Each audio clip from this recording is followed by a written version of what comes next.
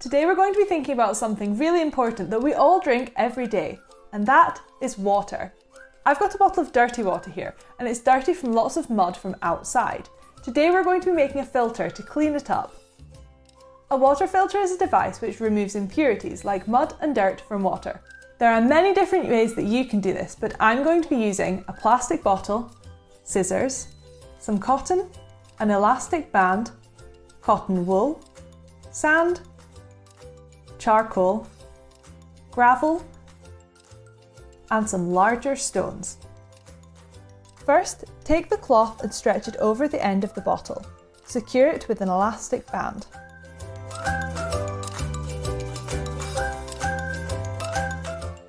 Cut the top half off the bottle and place it upside down inside the bottom half of the bottle.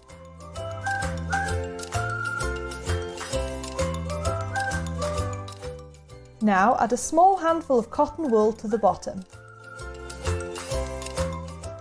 Now add a layer of sand.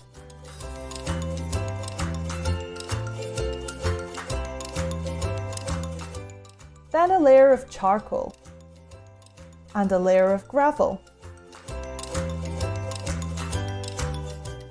Add a layer of larger stones and the filter is complete. Now it's time to add our dirty water.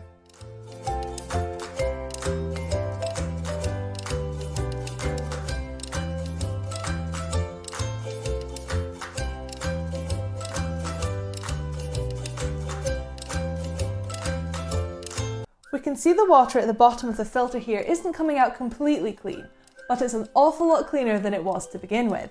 This is because every layer of our filter has an important job, and they work together to clean the water. The larger stones at the top, as well as the gravel, filter out the larger impurities, and these can be mud, dirt, and even leaves and insects. The charcoal has an important job. It removes the impurities that are too small for you to see. It does this through a chemical process called adsorption, where the impurities stick to the charcoal surface. The sand and the cotton then filter out the final small impurities from the water. And the longer it takes to go through the filter, the cleaner the water will be, because this is where the layers are all working together. If you put the water through the filter a couple of times, it will come out cleaner and cleaner each time.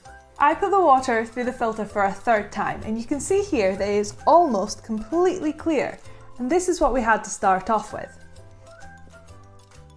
Although the water looks to be a lot cleaner than it was before, it does still need to be boiled before you can drink it. We're going to be thinking about how and why it rains.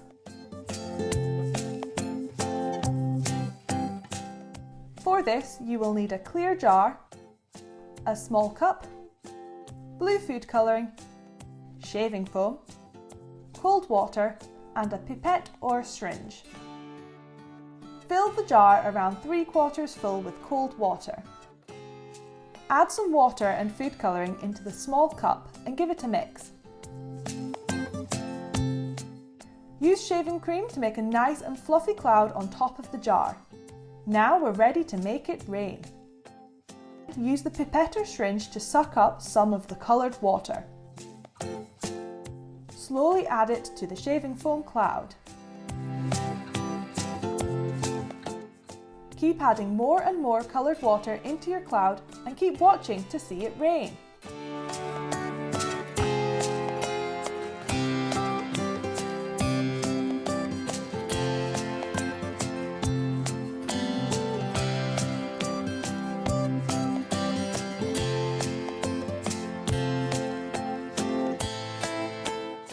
So, what happened there?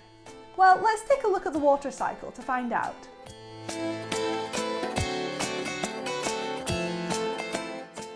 The shaving foam represents clouds. Clouds are formed when water is heated up by the sun. This makes the water turn from liquid into gas and it rises up into the air. This is called evaporation. Once high up in the sky, the gas begins to cool down and turns back into a liquid. This is called condensation. The water droplets form clouds high up in the sky, and these become heavy and eventually fall from the sky in the form of rain, snow or sleet. And this is called precipitation.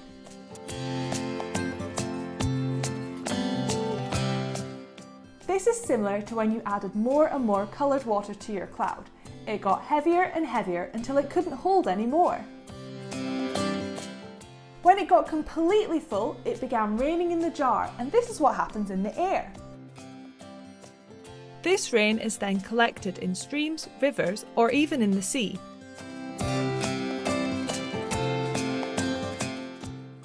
And then it's ready to be evaporated, starting the cycle again. Thanks for watching, see you next time!